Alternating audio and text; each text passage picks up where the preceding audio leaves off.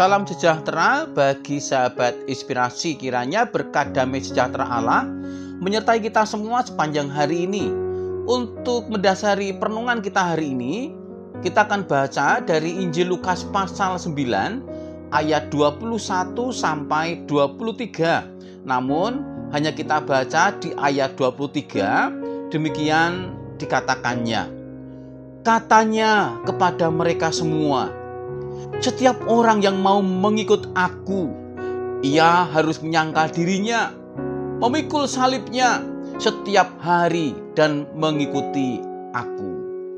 Sahabat inspirasi, karya keselamatan Allah sudah dicetuskan di dalam kehidupan manusia, sehingga manusia dengan cuma-cuma menerima anugerah keselamatan itu. Hal ini merupakan intisari dari pokok pembicaraan dari seluruh isi Alkitab. Tetapi kita perlu mengetahui bahwa penderitaan yang terdapat dalam manusia telah dimulai ketika manusia jatuh ke dalam dosa. Roma 3 ayat 23 menuliskannya. Itu sebabnya setiap manusia harus kembali kepada gambar asli sebagai ciptaan Allah, atau yang disebut dengan imago Dei. Kata setiap orang dalam Lukas pasal 9 ayat 23 berarti tidak ada yang terkecuali, bahwa setiap orang yang mau mengikut Yesus, ia harus menyangkal dirinya. Proses penyangkalan diri ini harus tercermin ketika kita berjalan mengikuti Yesus. Karena di dalam diri manusia ini ada dualisme yang saling bertentangan, sehingga membuat manusia sangat sulit untuk membuat keputusan dalam mengikut Yesus. Di sisi lain, manusia ingin memuaskan seluruh keinginannya. Tetapi di satu sisi manusia berdoa agar Allah intervensi akan kehidupan mereka, sehingga terciptalah sebuah pernyataan paradok, yaitu seolah manusia hidup bersama Allah, tetapi yang sebenarnya mereka sendiri tidak mendukung akan hal itu.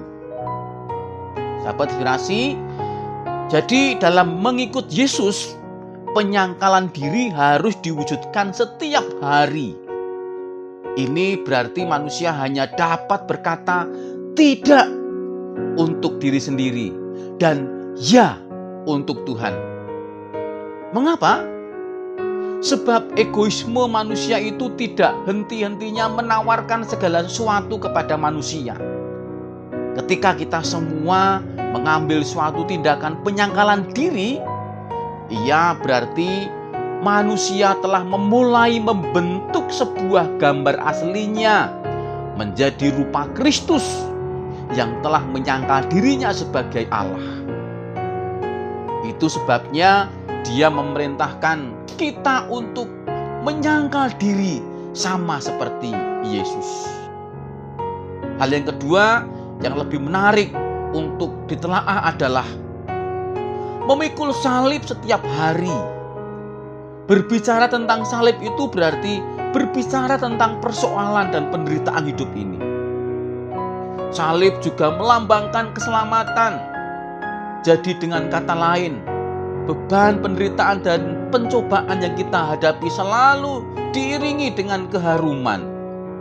Justru ketika kita memikul salib, disitulah hikmat Allah yang sempurna itu. 1 Korintus 1 ayat 21 dapat kita baca.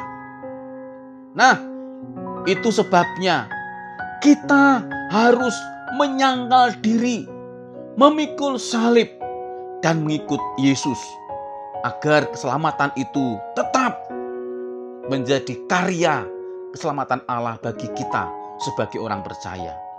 Memikul salib Kristus sama halnya memikul sebuah kemenangan dalam kehidupan kita. Amin. Kiranya berkat firman Tuhan hari ini memberkati setiap kita semuanya. Mari kita akan berdoa.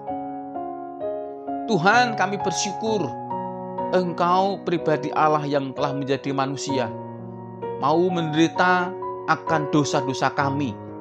Kiranya kami dimampukan untuk tetap mampu memikul salib dan menyangkal diri kami ya Tuhan, dan percaya sungguh-sungguh karena Engkaulah teladan dalam kehidupan kami. Biarlah kami semua semakin hari semakin diperkuat iman kami untuk tetap teguh setia kepadamu. Di dalam nama Tuhan Yesus Kristus. Amin. Tetap semangat dan Tuhan memberkati setiap kita semuanya.